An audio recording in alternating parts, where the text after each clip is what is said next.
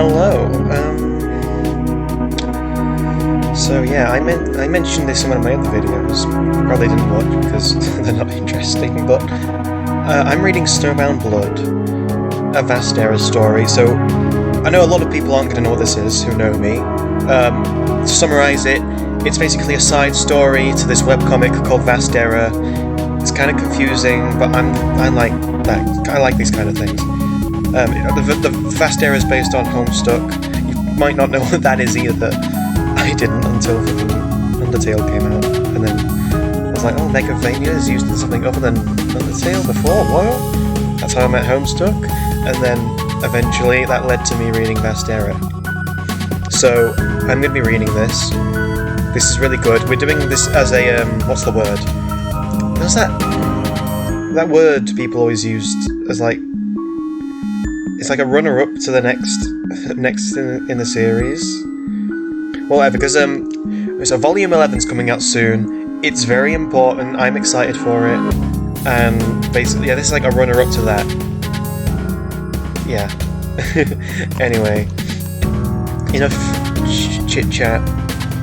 Let's get down to it. And yeah, I will be doing. Okay, so I'll do doing voices. Can't speak. Okay, I will also explain stuff as we go along, because I have a reasonable understanding of what happens.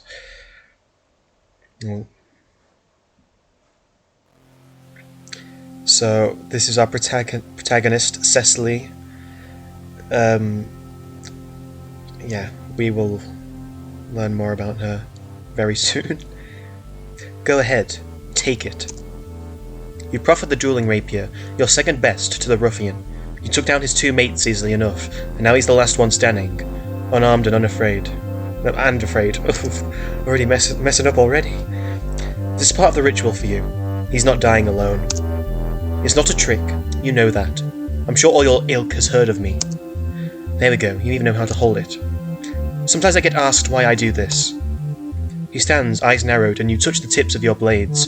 Proper stance and all. I wish more smugglers had the touch of class this soul did. You almost feel bad for what's about to happen. Then you remember the document detailing the deaths caused by this counterfeit medicine lab, start to finish, like it was photocopied straight into your head. There's 3 reasons. Here's the first. It's only fair. Face to face, blade to blade, an honest chance. You deserve that. Everyone deserves that. If you die with nobility, with courage. If you don't, you walk out of here the first man in 12 sweeps to win a duel with me. And that's for something to fight for. Allez! You start the bout with... Okay, so I know one of them is the right one. I will start... A feint to the right. You start the bout with a feint to the right, but he doesn't take the bait, holding steady. Too passive, a shame. A bit more aggression and he'd be a real challenge. You straighten yourself up to continue the duel. An appel. You follow up, aiming to shock him with the noise of your stomp at approach. He flinches at it, but not enough to be a real opening. Good composure, kid. You end the bout with a simple thrust. You end the bout with this... yeah. This one knows what he's doing. You can see it in his stance. He might have been just like you, learning the épée in some bright office, dreaming of holding a real regulator's blade like Proserpina, gleaming in your hand. If so, he strayed. You didn't. Your superior technique prevails and you catch his blade in a prise de fer, I think that's pronounced, or the leverage yours. Stab. You press your advantage and slide effortlessly closer with the tip until you've pierced his chest right beside his blood pusher, sliding your sharp point deeper to draw a torrent of rosy brown blood. Your other sword falls out of his hand with an indelicate clatter as he chokes out in pain. You catch him as he leans over, dying, and begin speaking in his ear, calm as always. The second reason I'm doing this is the one I need you to hear. Oh, sorry. That came out weird. It's the important one. If there's anything out there for your soul after this, if you need any kind of maker or could see any shred of any of the dead, I need you to carry the message for me. Tell them this for Alina Robiad. I will send them as many as they need to revenge her. He's nodding, even as blood starts to trickle from the corner of his mouth. Good lad. If you see her, tell her I'm sorry. I can't join her just yet. Wait for him to slump over dead and slide him off your blade, taking a picture with your visor to document another successful compliance initiative to your superiors. You pull a kerchief out of your coat pocket and wipe your blade clean. You speak to no one as you sheathe it and walk out of the room. The third reason is that I enjoy it, and I always have.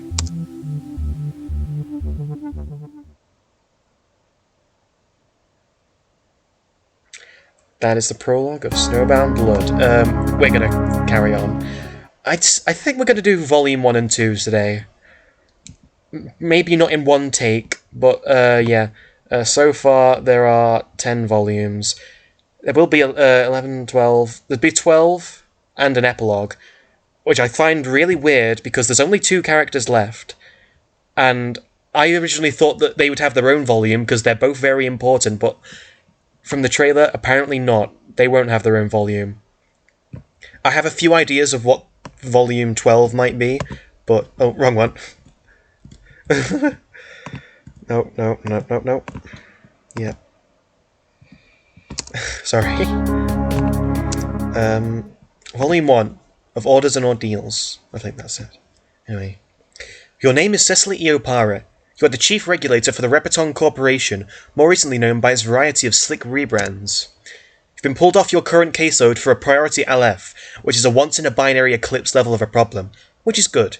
Petty crime gets rote after a while. You walk through the busy open office hubs. Cubicles were deemed too impersonal by some new agent synergizer or another and replaced with sweeps ago. You're sure they'll be back in a few. That's why it always goes in these halls. I'm so sorry, I'm messing up already. This is what happens when I read too fast. You let the symphony wash over you, played by dozens of clacking keyboards, the idle sameness of phone conversations on little headsets, the shuffle of papers and the whine of a copier. Home sweet home. Your business isn't with any of these low-level bureaucrats, thank goodness. No, you take long strides past all of them, coat swishing in a dramatic contrast to their button-ups and slacks. You're on your way to your superior's office. This case starts, as all your best have, with consultation with the newly puissant heir. Is that how you say that? I don't know that one. And here we go. Sestroenthal and Hemifi Hecrix. Here we go. His assistant gives you a curt nod and presses a button on her desk that slides open the door. Same colourful office as always, littered with idle fascinations to occupy him during long meetings or periods of thought. Oh, look at the little Lego buildings. Here we go. Right, the volume's a bit low. The volume was a bit high in my last video, definitely way too high. While not along to a rant he's receiving through the phone held to his ear, he gestures for you to come in and sit down. You don't have forgotten a face or anything at all. Throughout the game you can select Recall upon meeting characters to search your near-perfect memory from information. Memories may be useful for solving the case ahead. So yeah, Cecily has this ability, she's got perfect memory, and she can recall anything. About anyone and thing. Recall, Sestroenthal. It's not hard to remember this face. Everyone knows Sestroenthal, the heir to the executive and next in line for control over the entire corporate machine. He's been gradually assuming influence over more of the company hierarchy as he prepares to come into power with his ancestors' old age. This means you're taking orders from someone half your age who wears sweater vests. You'd be upset about it, but you're a consummate professional, and he's sweet enough. I love Sestro. My brother loves Sestro too. He's got a real piece of work mate spirit though. Okay, there's probably a lot of terms people aren't going to understand, because people who I know who haven't read Snowbound Blood or Bastera or even Homestuck, but oh well. I'm not explaining them, do your own research. And right now he looks downright sour. Once you recognise the sandpaper harsh, salty voice assaulting his ear, you feel a twinge of sympathy. The Reptonian elite are rarely sensible, but few could match the talent for absolute nonsense Calder Carrion has displayed over the years. Oh, Calder. You watch your employer pinch the bridge of his nose with 2 fingers, jaw clenched as he listens to Carrion go on and on about late shipments? If the drivel he passes off as a magazine, you wonder. Yeah. Oh, it's not about his magazines. Oh well. You're not being paid to listen to the grievances of Mr. Enfall's flock of fledgling hyperloopers, so you don't. Sestra rolls his eyes theatrically at some high point and finally meets your gaze. He mouths something, looking pained. He can't not pitch it. He stole fizzy Oh no! You stole fizzy lifting drinks! He doesn't even drink it? No, he doesn't. Either way, you're certain you don't care. He makes a cutting gesture across his throat with his hand and points at the phone's receiver for your benefit, while making his voice perfectly pleasant and neutral for Calder's. He assures him that corporate will do all in its ability to ensure the timely delivery of his shipment, if he could just only answer a few questions. You stand up, draw your pistol, and aim over the phone's receiver and off Sestro's side, tossing an enormous window that makes up the office's outer wall. You watch Sestro cup his hand over his loose ear while the twin sounds of the gunshot and punctured glass ring painfully in your own. Immediately, the corporate security alarm blares to life. You watch Sestro mouth something, "We'll call you back," maybe, and hang up, immediately turning to his computer and turning the alarm back off before the system's response can get too serious. A few defensive drones fly into the office as you put your gun away, but it's been a long time since you were first given license to use deadly force in corporate halls. They see nothing wrong in the office and dutifully fly away. Sestro regards you with what seems like equal parts annoyance and gratitude for a moment, then presses a button on his computer and instructs it to remind you to address Callan's concerns later. He pauses. Through email, he adds. Then he turns to you. What voice should I give Sestro? Okay, so I've read this twice. Well, no, I've read it a lot of times. I read it with my brother as well, and he voiced Sestro. But he's a lot younger, so his voices were a bit different. So, effective as ever, Miss Theopara. Not that I feel it was necessary to damage corporate assets like that. Even the suspected threat could often serve as one of the better excuses with which to placate the distractingly powerful. They can relate to the fear of it. There's no damage to speak of, anyway. Sestro is so used to the show that he doesn't turn around, but you regard the broken hole from the window with keen, if distant, interest. The broken edges of the glass have already started to leak, oozing translucent drops while turning into silky threads of liquid crystal. Within moments, the substance will coat the hole between inside and outside and freeze solid, as if no breach ever occurred. Speaking of your hearing faculties, Miss Theopara, senses as keen as yours are hard to come by. Well, I'm sure we could repair any damage done to either of us. Time is at a premium at the moment. I need you on top form, so please do take care of yourself going forward. Of course. Are those voices... Are you and Miss Labita? You shoot him a glance. You're really in no mood to talk personal matters. Understandable. I didn't mean to overstep. Consider my concern a thank you for freeing up my afternoon from grab sitting. On the subject of which, your assignment. I think that... Right, don't mash the space button. I trust you've heard of the Byzantine Empire. Such a pause as if he expects a reply, but you've been here long enough to know better. I need to slow down reading, I swear. Nobody hasn't heard of the Byzantines, one of the oldest civilizations known to Repeton's past. They were famed as a rowdy, macabre bunch in their golden age. In this age, though, they're lost, the skeletons of their society all that's left of them. After he collects his thoughts, he continues. Last night we had a security breach in the northern wastes, near the site of some Byzantine ruins. A transport convoy was compromised. There were casualties. 2 guards plus the convoy's driver. All 3 were found executed face down in the snow. He slides pictures of bodies across the table to you. You whistle in awe at the sight. I would whistle, but I can't whistle. Clean cuts. This is professional work. And the convoy wasn't operating on its regular schedule. Anyone who might have known about the order to reroute the convoy's transit could have set us up. I'll need a list of names, of course. Whatever was taken was clearly special. Does my assignment include his retrieval? If so, do I get to know what it is? It always pays to show that your superiors you can predict them.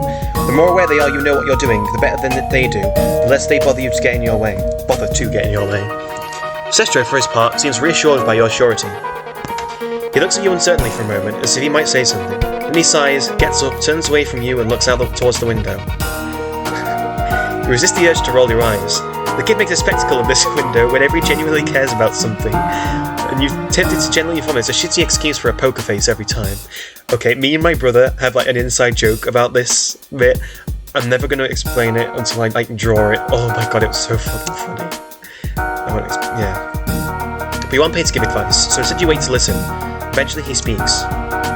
Your powers of perception continue to shine, Monsieur Para. It's wonderful to know I can rely on you at times such as these. Yeah, kid, you answer in your head. You wonder if you'll ever be able to get to your briefings done without the pointless flattery. You're right, of course. I will need to discover who from corporate leaked such crucial information to our assailants. And uncovering the identity of the thieves and bringing them to justice will also be among your duties. But your most important task by far is to return our lost cargo to us. While these ruins were originally Byzantine and remain designated as such on official records, we have strong reason to believe the location was appropriated by worshippers of the Vivifier. Let ancestral your brow, raised in genuine interest. You've heard rumours about the Vivifier and all the old legends, of course. But even as high up the corporate ladder as you are, this is the first time you've heard her name spoke so seriously.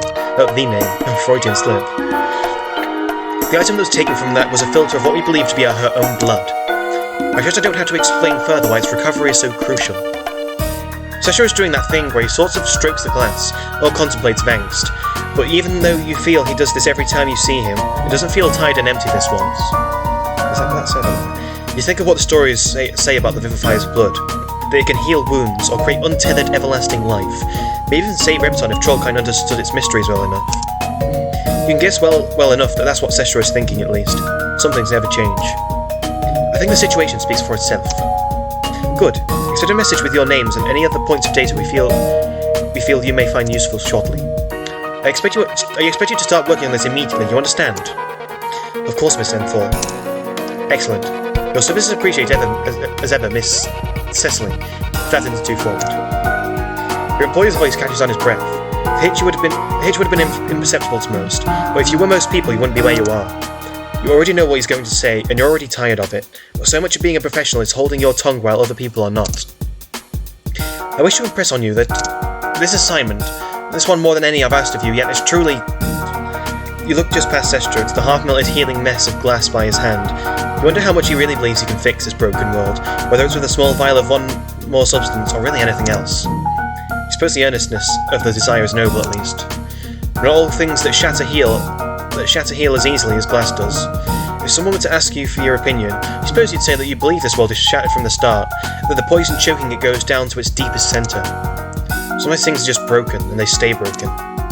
For good. There's a beat of silence between you. He looks at you, and for a moment seems downright vulnerable in a way that almost threatens to move you. Maybe it's not the world that's broken, maybe it's just your heart. Either way, not much about this world holds your interest, and even less seems worth saving. But you suppose if someone has to run this place, it may as well be this kid, who really seems to want to fix it. You guess that's something. I'm counting on you, Cecily. Thank you. In any case, you're not paid to have opinions, existential or otherwise. Of course, Mr. Enthal. For good. Oh, if anyone's wondering, all these characters have typing quirks, like they will type in a weird way. Obviously, Seshro prefaces... Did he prefaces or ends it with an infinity sign? Cecily's is chess notation. So yeah, there's always a chess move with each thing. This shows that it's ended in a draw. If she kills them, it ends in her winning, and if she dies, then yeah, you know what it means. You're paid to get results. An hour of prep later, and you have a briefcase full of files, including the deck of Trollodex cards of suspects and potential allies you'll be dealing with on this case. The Trollodex identification system provides a simple card-based interface for field agents and regulators who must interface with large numbers of suspects while managing their caseload.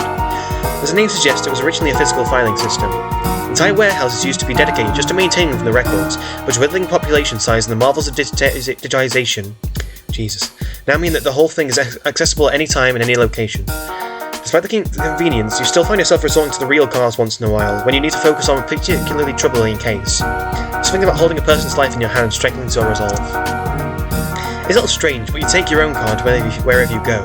This isn't a breast pocket, just over your blood pusher. If someone wants to run you through, they'll have to do it twice over. That's a little joke you tell yourself.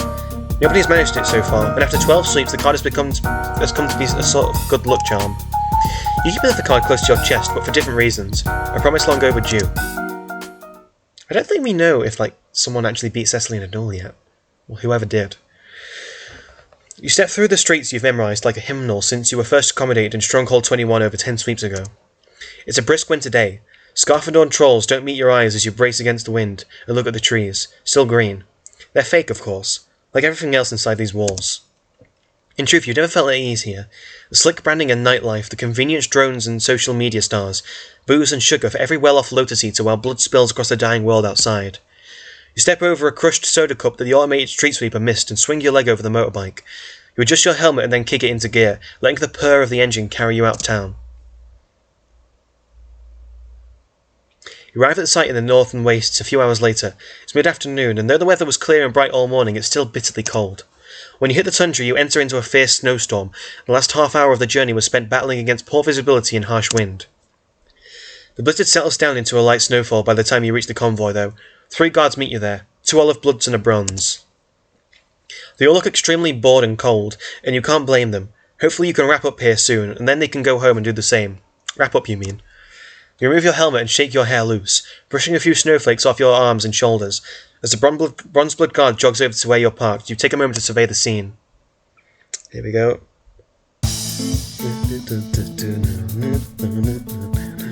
Oh, this game's soundtrack fucking rules, by the way. Oh, it's so good. After taking note of some key points of interest, you turn to face the guard as she greets you. She seems to be the one in charge. Or rather, she was until you got here. Once you've exchanged some formalities, flashed your card and so on, she walks you through what's happened since the convoy was discovered. In short, she says, not a lot. Nobody's disturbed the scene, the bodies or anything else since a preliminary investigation late last night. Security only got wind of the event due to the vehicle's automated system, she says. Other than that, there was no indication of anything unusual taking place. When before the security backup arrived, you ask? Maybe someone's tampered with the scene in the meantime. She says it's possible, but they didn't see any evidence of that when they got here. What about the drive, you ask? She says, what about them? You said there should be 3 bodies here, but you only count the 2 guards. She says, oh right. The subcontractor that assigned them to the job took the body away this morning. She says that's a pretty loose definition of not disturbing anything. She says, yeah, whatever. You're not surprised though. Drivers are often equipped and outfitted with company gear and uniforms, and their hands usually chipped with the activation code for the vehicle they're assigned to. It's only natural you'd want to recover it as soon as possible. Still, you say, you'll have to chase that up later, and that's paperwork you'd rather not get tied up in. The guard just shrugs, palms up in the universal language of the chronically underpaid. Alright, you say, you get the picture. She says she guesses you'll be wanting to start the investigation then. You say, yeah, it's been several thousand words already. She walks off to reconvene with her 2 colleagues. For our investigation, your main goal is to find key pieces of information. The investigation progress bar on your overhead visor lets you keep track of this. Nobody knows how it works, if you're honest, but it certainly comes in handy. Not everything you find will get a happy little bar moving, but every time you score another insight increment, a little feeling happens in your blood pressure. That feeling is called progress. So yeah, this world, it's a planet called Repton. It's very good. This story, it's going to explore a lot of things, you know, class, gender, stuff. Things I can't remember off the top of my head, but it's good. I mean, Cecily is canonically trans and autistic, and you know, as an autistic person who also doesn't really know about their identity a lot at the moment, I think that's good. Sorry, I can't speak. There's a lot of good representation in the story. Let's just say that, and you know, it's good. You decide to investigate the surroundings. You decide to scout the surrounding area, just to be sure. It's highly likely the response team missed something when they arrived during the night. Starting with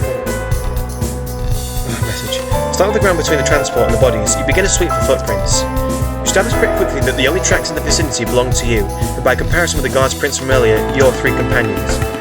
Otherwise, the snow which fell overnight has completely coated the ground in a pristine layer of white, sitting unbroken like fondant on a Euler passing confection. I'm not reading these sentences correctly. What is wrong with me? Just waiting. Maybe I'll do an actual read of Vastera, but there's one character I'm really not looking forward to read. You don't remember the last time you had one of those? Well, that's not true. You remember it with a perfect clarity, just like everything else. But you'd rather not think about it, so you don't. What's important is that it was a long time ago. And what's more important than that is that there's no trace of the culprits to be seen. There's a little hillock of small ways out from where the transport is stopped. In lieu of any better ideas, you decide to see if a little elevation reveals anything. Pardon me. You rush your way up to the slight incline, boots crunching and squeaking against the ice and snow.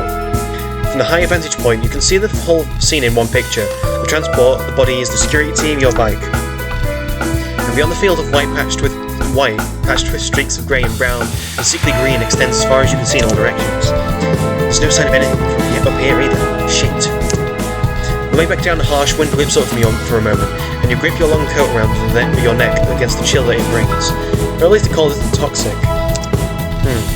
The northern wastes are forever being buffeted by the very worst that Repton's recalcitrant climate has to offer. Almost nobody lives here.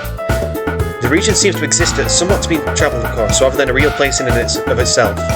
While such places can be enjoyable to pass through, the very opposite is true here. Alright, I'm going to slow down.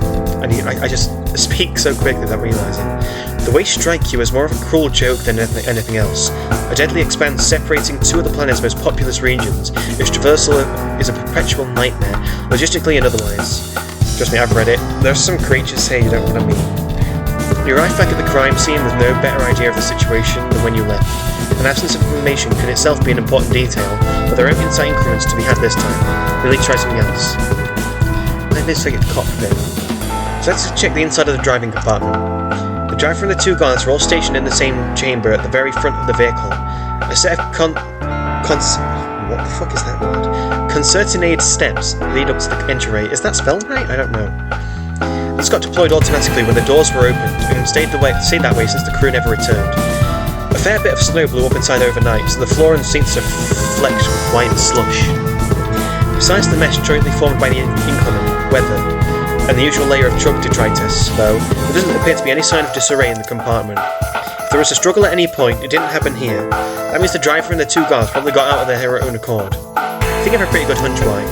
There's an angry LED light humming up in and out on the main info screen. An emergency overlay has activated, apparently in response to the driver's extended absence. Since transport convoys play such a huge role in Marathon's socio-economic system, the risk of them getting into trouble is taken very seriously as a matter of survival. The truck driver's chip, while allowing them to activate the vehicle in the first place, all acts kind of like a pin in the grenade. Like if the grenade were designed for safety purposes.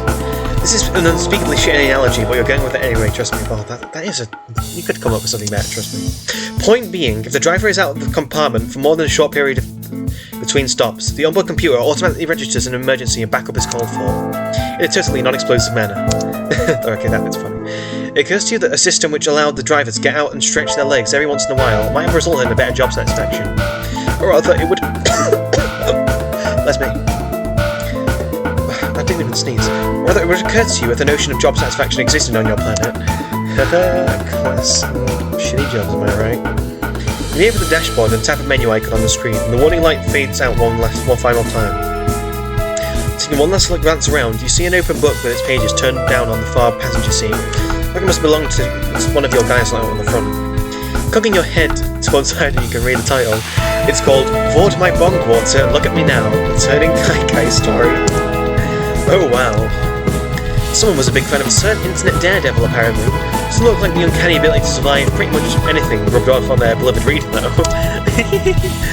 The book seems really well loved. Picking it up, you can see that a spine is broken in several places from overuse, and lots of the pages have been folded over at the corners, some even appear to be missing. Flipping to the front, you can take a peek at the cover nameplate stuck to the inside cover. This book is just dying to be devoured by N. Evant. There's a little heart next to the penciled in name. You put the book back. You feel like wiping your hands on something. You've had the tyres. You walk around the bodies in a wide circle and approach the vehicle to get a closer look at the tyres. Call it a hunch. The fresh snow is gradually piling up around the transport. The gentle curve between the white and the wheel arches make it look like this ground is coyly grabbing at the tyres, not wanting to let them go. There's something almost tender about it which belies the very real danger. Getting stranded out here in the waste is not a situation anyone wants to be in.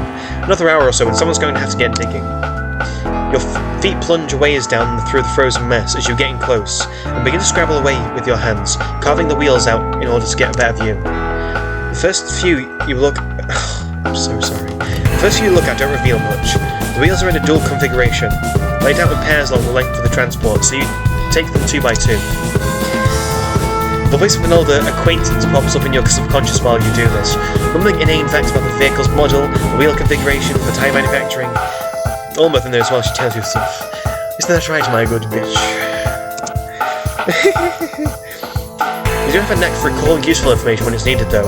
Just like that, you notice that all the tyres have been retreaded at least once. Some of them, the process was done very recently, in fact. Retreading wheels this size usually means that it's more expensive to replace them altogether.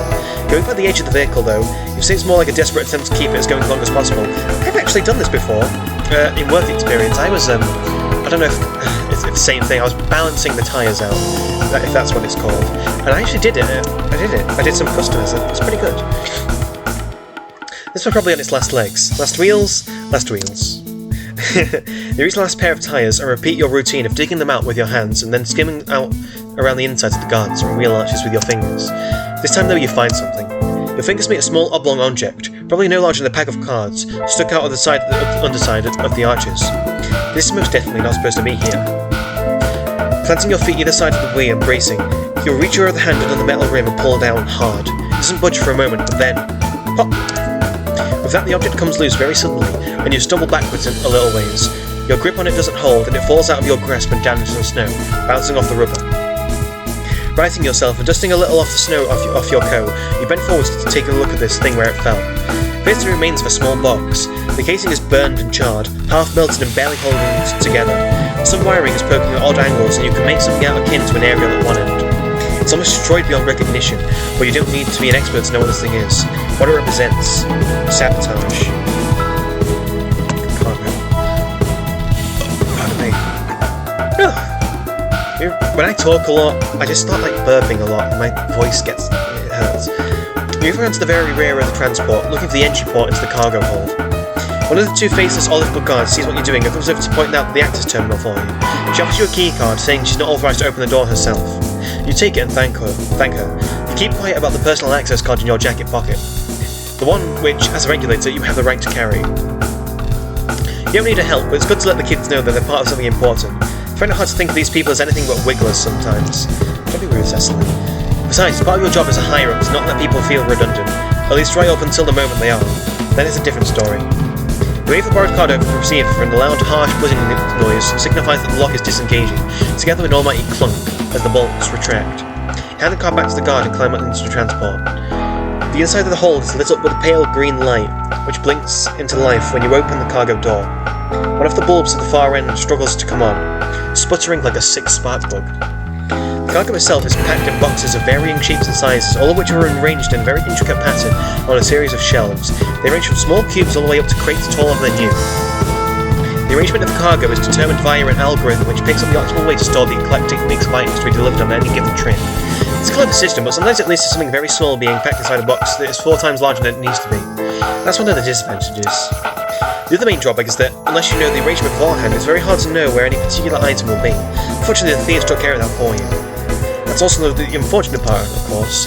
There's a single empty slot on the shelf around halfway down the length of the transport, roughly the size of a briefcase. The filter must be taken from there. Probably hundreds of bands worth of valuable resources in the transport together with provisions, trade goods, electronics. The thieves didn't go for any of it. Just the filter. That the rest of the crates weren't disturbed at all also tells you immediately that they knew exactly where to look. The schedule changes wasn't the only thing your little snitch spilled the beans on then. Okay, one of the criticisms I have of this story, when you get there, it's kind of obvious who the culprit is. Just like by process of elimination. The more you find out about this case, the less you like it, and yet there's something that's beginning to thrill you even now. There's nothing quite like an opponent that knows what they're doing. You jump back out of the hold, and the door shuts out and locks automatically behind you. Besides, best to get the bodies. Where's the bodies, man?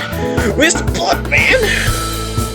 Make your way over to the 2 corpses lying prone. Look like you've got rust blood and a gold blood here. Okay, another thing I need to explain to people who don't know. So these aliens, this species, they basically what am I saying? They all have different blood colours, and that's all I've got to say. A pair of them laid out straight, arms by their sides, legs flat against the ground. They were probably on their knees first, before they fell forwards. No sign of a struggle from where you're standing. A combination of rigor mortis and the temperature means that they're now stiff in the literal sense as well as the metaphoric. Well, now that you think about it, you guess that the literal sense is where the expression originally comes from? But you're not a wordologist, and neither am I apparently. Slipping on a pair of work gloves and making sure not to disturb the scene too much, you carefully roll the 2 of them over to get a closer look. The thing you notice immediately is the wounds. 2 clean cuts, one across either neck. From that you surmise that they probably bled to death. Where's the blood? Where's the blood, man? Next thing you notice, almost as immediately, is the expressions on their faces. Their eyes and mouths are wide open. They look like they were utterly terrified. Pardon me. The one on the left, the Goldblood, was an adult in his mid to late teens by the looks of him. They estimate maybe 15 swings that pass. You don't recognise him. Something about the younger Rustblood on the right that strikes you as familiar. Take one to recognise. You don't examine the troll you recognise a little more closely. You get a good look at their face, and then close your eyes and search your memory. Recall the refectory. As you concentrate, a recollection seems to coalesce out of the void, forming gradually like a bead of water, between dropping and splashing across your consciousness all at once. You remember seeing them just once before. It was in one of the various eating halls inside the walls of Stronghold 21, about half a week ago. The rat's hall seems all intertwined, judging by the fact that there were a certain bright optimism in their face, which hadn't yet been stamped out. The horror of this world bides its time for some people. How fortunate for them. The encounter wasn't even a proper meeting. They were just some stranger your eyes lingered on a moment longer than usual. You noticed them leaning against a pillar, handheld mobile device, with a distinctly sour expression on their face. The way they were drilling holes in the screen with their eyes gave the impression they were waiting for someone to get in touch. Frustrating business colleague, maybe? Or more than knows, you spent enough corporate hours waiting for the right people to buzz you, just so much you hoping that they were all the same. You turned to hand a loop or three to the elderly burgundy behind the counter, her horns gnarled and helical. You could remember the exact amount if you cared to, but you're not focused on it right now. Okay, another thing I need to establish that I didn't get before, loops are the name of this species currency. After picking up the freshly boiled soda, carbonated but not glucamated, the lateral wheat fibre stack, you turn back in their direction. Another thing I need to explain is that the way alright, Americans call it soda, we call it pop, I guess. It's like a normal drink for them.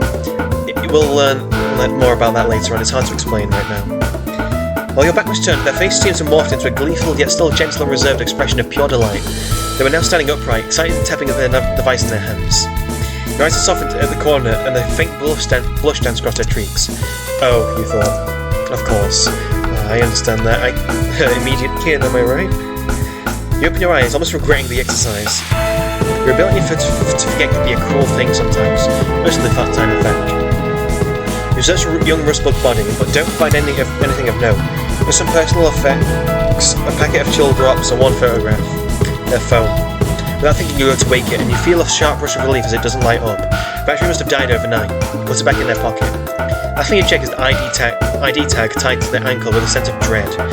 These things are always rather morbid to look at, but they're important means of sorting out the mess after a troll kicks in, or as in this case, has it kicked for them. Corporate employment, asset 32200. Bystand Nosen, or should I say Nosen Bystand? Innocent bystander. Also 322, funny number. Designation, logistical security. Will/testament undocumented. Bondmates M. Oh no. That left letter curls painfully in the chest. Shit. They have a bonded mate spirit out there, somewhere. Someone who just felt a twinge of pain, but doesn't know why yet. Someone whose life will never be the same again. Overdramatic. Just one more poor soul who's be filing their temp papers tomorrow, not really knowing how they'll manage it, if they'll manage it. It sure takes you back. You stay there for a while, kneeling beside Nosen's body in the snow. Then you sigh and pull yourself back upright. Yeah. The way romance works in this world is a bit interesting too, but alright, their mate spirit is basically their partner, or their romantic partner. Because they're dead, their partner is basically going to go through a thing called withdrawal, and it's going to hurt. They will, like, physically hurt. Like, probably for the rest of their life, and yeah. Kind of like me. You get a close look at the gold-blooded stranger. Besides the neck wound, he doesn't appear to have sustained any other injuries. That structure was very odd. I expect they were threatened at a distance, since otherwise they wouldn't have knelt without kicking up a fuss. Certainly you expect to see them in incidental bruising if there was a scuffle. It would make sense if they were occupied in front, though. Perhaps someone came up from behind in the meantime, and yeah. You pin that explanation to the top of your mental list as most plausible for now. Gently search the guy's pocket. A couple of floops and spare change and a respite block keycard, the beginnings of a pretty substantial link collection, handful of soda bottle caps, nothing of any importance. Well, who are you to judge? Maybe the link was his ancestors. From the fact that this stuff was kept in his pocket, you deduce that he wasn't in the habit of using a fetch modus. Same goes for his companion too. Perhaps they couldn't afford them, not everyone can. Let's call it curse when you glance down at one of his hands, it appears to be holding something. While you pry his fingers open, you take a look at the ID tag around his wrist. Corporate employment asset 03220. Not relevant. Designation logistical security. No, pardon me. Bondmates none. Poor guy, at least he's not leaving anyone behind to suffer sweep to withdrawal. You don't let that thought carry on. You don't. Finally you manage to force the hand open. Nestled in the palm is a small ball-shaped device. The surface has several holes in it, and there's a flap on the back that looks like a wing case. You recognise it as a maintenance drone. These things are always carried on logistics transports, used to check for and fix mechanical problems, since it's unfeasible to have a resident mechanic for every convoy. This one looks like it's been crushed. Did this guy non-troll do that? You try and rip a diagnostic from it, but it's probably been out in the cold too long to show any signs of life now. Perhaps this explains why the convoy stopped in the first place then. If the vehicle was tampered with somehow, then the first thing the crew would do is try to identify a systems failure. What a nasty trap to walk into. Looks like you're done here.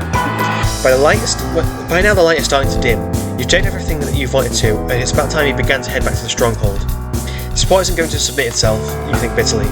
I've tried that one before. Thank the guards for their help and let them know that they can start clearing up here. The elf-blood familiar is looking pretty flushed, mostly from the cold. Hopefully she gets someplace warm. I actually made a note singing based on that very line. You make your departure with a curt nod, and then walk back over to your bike. Some of the snow has begun to pile on the seat. You brush it off and swing log over before starting to engine up. Yeah, that was just something we did in English. It was really, we wrote a story based on like a very minor character, and that's what I did here. Because my English is rubbing off on me. Before getting out of here, you get one last look at the scene. Taking the bodies, the vehicle, the endless white. Try and picture in your mind the last frantic moment in the dead of night, when 3 people's lives were cut short. In a few hours, this place will be empty again. Nothing but some blood beneath the snow to mark what happened here, but you'll remember. We could have called it Snowbound Blood. Okay, don't mind me, I'm going to get a brew. Okay, I'm back. I brought me some tea and biscuits because I'm a stereotypical British boy. Nice bourbon creams. As night continues to fall on the journey home, you find yourself running over the few scraps of information you're able to find. The absence of any fighting, the sabotage of the vehicle, the pinpoint accuracy of the robbery itself. Something doesn't quite make sense here. The execution was just a little too perfect in both senses of the word. If it was just your average cultist job, you'd expect a little less finesse. Most of these fanatics haven't even heard of the word finesse, let alone got enough to carry out a scheme this flawless. Could have been an inside job. This doesn't seem particularly likely. The intel that leaked had to come from somewhere. Someone. But what reason would corporate have to steal from their own convoy? Could it have been a ruse to shake potential third parties off the trail? Cestro seemed so righteous in his offer despite the theatrics. You've known that boy since he was a wiggler, and something tells you he'd never sign off on something like this. But if not him, then maybe. Ugh, this isn't getting you anywhere. This case is just getting started. It's no good seeing threats for no reason. That's never the best move on the table. You need much more information. Ooh.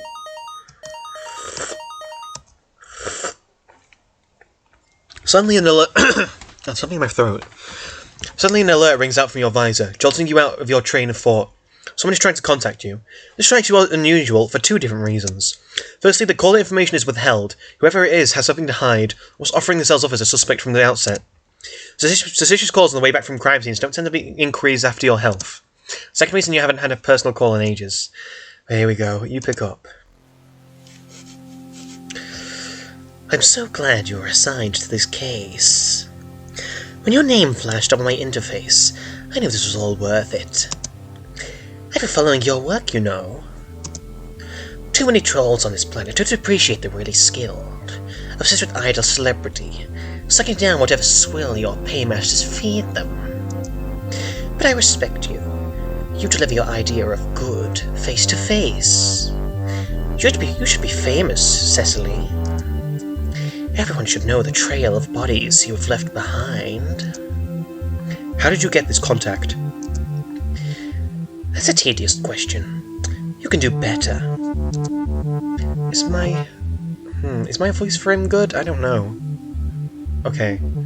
I think my voice for him was different than last time. I don't remember. I'll go with this for now. I might change it later. Fine. What can you tell me about the scene I just left behind? You're trying to scope out how much I know. So just trying to find the bounds of my power. A standard opening. Safe. But you can't play for the draw here. There's simply too much on the line. Your focus on what happened and when won't bring you any closer to understanding. To triumph, you can't just take your orders and march. You've talked yourself in circles, and you call me tedious. Answer the question. 100 trucks cross the remote corners of this disgusting planet every day. 100 containers of valuables, raw materials, fodder for craft, fruits of the labor of thousands of trolls. Each part contaminated by greed and filth. But only the blood was taken. Why? Do you know its properties? I want to help you understand, I really do. You will by the end. I think you'll agree with me, too. You've been purging this planet of refuse for so long. You've done nothing to convince me you're not part of it. We're all a part of it, lapdog. I'm going to give you the tools to break your chain. Hydraulic acres, +2, 111. 2 days. Listen close. I think that's how you say those numbers, I don't know. The call clicks out, nothing but the sound of wind whipping past you and the hum of your motor left to accompany you as the sun fully disappears beyond the horizon and your headlamp shines into the distance. I always do. Pardon me. That guy. We're gonna find out who that guy is. He's a nasty little guy, trust me. You make the rest of your journey back to the stronghold without additional excitement. As you approach the outer walls, you get a message from one of your superiors. Pardon me. It was like they tried to call you while you were talking to whoever that was. 2 in one day. Did you think something was wrong? Oh, wait. Message just to write a room number and a meeting time. Efficient as always. A few minutes later and you're walking back in through the dimly lit foyer and of the corporate headquarters. A short elevator ride finds you striding past mostly empty cubicles, soda coolers and falsified office foliage. The trolls still here are the late-night strivers, eager to prove themselves. Could they be eager to atone? To assuage their own guilt? Make a mental note of everyone around of habit, but quickly cut that train of thought off before it goes anywhere. No point in being unnecessarily suspicious of people, not at this stage. On the far side of the floor, at the end of the hallway, a tall figure stands waiting. As she sees you coming, she beckons once, and then vanishes into one of the many doors lining both sides of the corridor. You hurry onward, managing to catch the door before it closes and sidle your way in quietly. Hello, ma'am. The corporate buildings seem to have more conference rooms than they know what to do with. Certainly more than any normal company could use. Then again, normality is a concept that tends to get left behind when you're dealing with the end of the world. It's very dark in here. There's barely any light to see by, apart from the faint glow of your overhead visor and the occasional flash of lightning outside. You consider trying to find a light switch, but then perhaps that would ruin the effect. Here we go. The tall, shadowy figure that was in the room when you entered steps into the shaft of light, and you can make her out clearly for the first time. Recall, Hamifi Hecrix. Hamifi Hecrix may be more of a no-nonsense corporate cutthroat than her knitwear-loving matesprit, but she has the same underlying instinct for the dramatic flair bordering on the comical. They're almost made for each other. You have to remind yourself that this is, in fact, very literally true. Yeah, this species' birth works very interestingly as well. I'll explain it when we get to volume 8, is it? Or 9? I don't know. I think it's 9. But between her skulking in the shadows and him looking forlornly out the windows for every few moments, it's a wonder these kids get any work done. Now, the effective second-in-command of the corporate machine is standing in front of you with an expectant look on her face. She's holding her signature clipboard, the weapon of choice for a ruthless itinerarian. Oh, that's not her only weapon. Trust me, we'll find that out later. Not in this, in vast area. Get right to it. She doesn't bother saying anything. She clicks the end of her pen once, somehow managing to make it sound like a question. You both know she's here for your report on the burglary, so you get right to it. Her eyes just shut as you begin to recount the afternoon's findings. That's why the darkness makes it easier, like you're giving the information on an emptiness to fill up. Your mouth moves of its own accord, recalling everything in discrete, itemised chunks. All the while, the faint scratching of a pen on paper accompanies your low murmur. It's not the kind of music the two of you make together sometimes, a routine that's familiar despite the business atmosphere. Eventually it dies down, your story comes to an end, and you open your eyes again. Mithia stopped writing. She's looking down at her clipboard deep in thought, brow slightly furrowed. After a few moments of silence, though, she looks up at you again and speaks for the first time. Okay, well, I don't want to make her voice too sensitive. In your opinion, what sort of people are we dealing with? In your opinion, what sort of people are we dealing with here?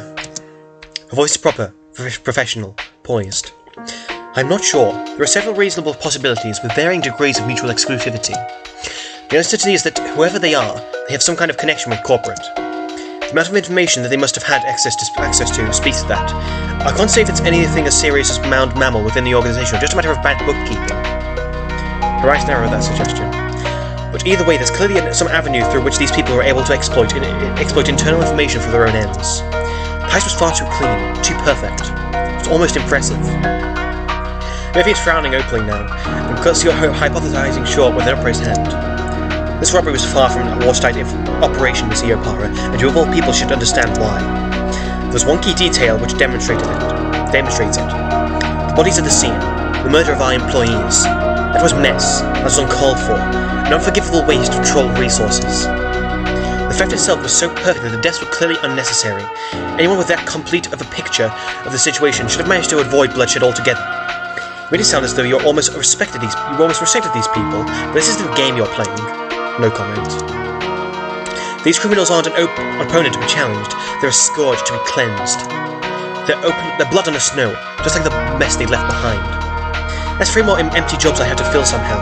There's more temp work that needs to be done. Looks like anyone else sucking us dry while we try and fix this entire planet. Another vital asset plucked from our grasp as I, work tirelessly, endlessly against the clock. Time is not on our side. Crime is mockery pointed against traitor corporate itself. Though her voice has barely changed in volume this whole time, see what it sounds like Hamifi has begun shouting by this point. I shouted a bit. Pardon me. Her words are ice cold and dripping with anger. Snowbound gloat. You don't know how to respond to this, and so you will elect not to say anything altogether. Years of experience tell you that... Pardon me. Oh, Jesus. In situations like these, the best way is not to make one. The best move is not to make one. You're in Zugzwang. I don't get what that means. Hamifi breathes in and out pointedly for a few moments before seeming to collect herself once more as her face inches imperceptibly back to an expression of complete calm. Session may take a more lax approach to deploying corporate assets, but I'm never one to let a good thing go to waste. Just remember, Missy O'Para, you are as much as an investment as any of our other initiatives, and safeguarding investments is where I come in. This investigation may run darker and more foul than you realise. Don't trust anyone. Well, this is new. She seemed cautious, almost like she's nervous about something. She gives you a very direct look with this last warning, and you can tell that she knows about your little bit of fan mail. The fact that someone else was contacting you so soon after leaving the crime scene is enough to make her suspicious, perhaps rightfully so, but all the same, she strikes you more as a little wigglerish. Don't worry, Miss Hickrix, I'm not about to get into the habit of it now, but any potential pockets of useful uncertainty should be examined and exploited before being discarded. You of all people should be able to appreciate that. I didn't get so far in my career without being open to every possibility. I heard if there will be any kind of confrontation, this person seems too content to hide in their shadows. And even if there is, just you remember. My winning streak has been going on since before you and your betrothed were hatched. Don't want to end at the hands of some anonymous prankster. See to it that it doesn't. They're no use to us otherwise. And with that, your superior clicks the end of her pen in a way that lets you know that this meeting is over, and quickly and abruptly as it began.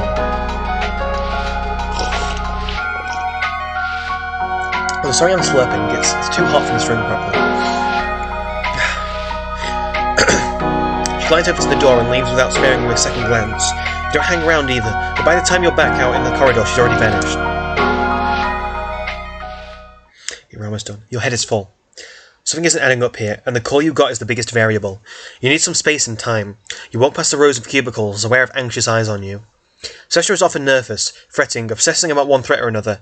He crams so much history into his head that you think maybe he just starts reliving it sometimes, seeing portents of a second renaissance around every corner. It's understandable, though. He's the mask, the public face, the direction everyone's facing while Hamifi does all the dirty work. And the problem with them being the mask is that you have to look back at them. Seeing Hamifi paranoid? That's rare. And now that you have time to think about it, it strikes you as unsettling. You've watched the two of them go through a lot of moods over the sweeps, settling into their roles and assuming authority. Hamifi took it to more comfortably than her mate Sprit, or at least appeared to. You wonder what she even knows that you don't. What would lead her to unusual show of concern, filtered as it is through a desire to protect company? The open-ended possibilities start closing on you. You get a constriction in your chest from being surrounded by those you've been told not to trust. You're getting caught up in a speculation. Sorry, I'm adding words in.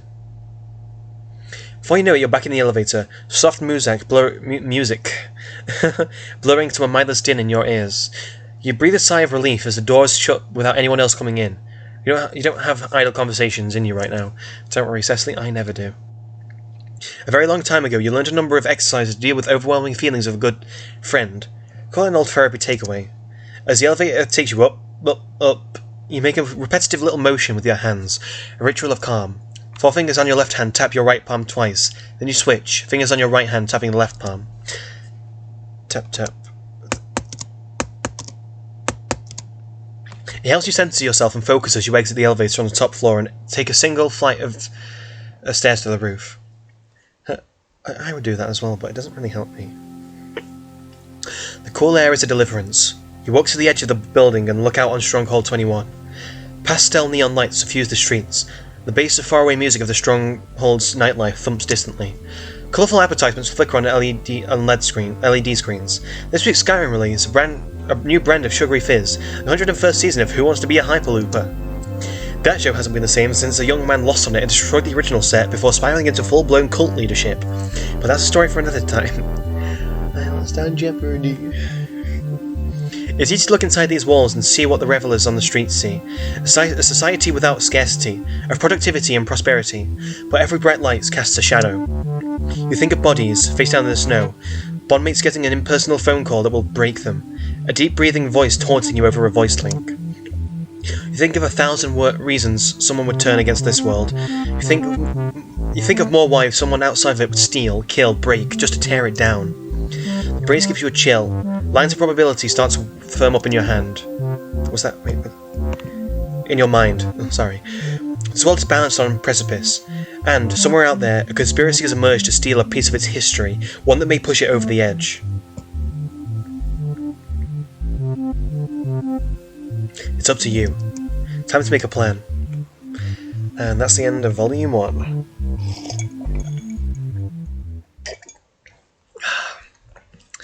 Okay, I'm going to take a break for now, but yeah, I will make this its own video. I will do a Volume 2 in a separate video, you know, just so you don't have to watch like another 3 hours of me, like, I don't know, playing Delta Repainted or something. But yeah, that's it for the first volume and prologue of Snowbound Blood. If you want, like and subscribe, comment down below what you liked, or just, you know, discuss the volume if you're another Vast Era fan. But yeah, I will see y'all later.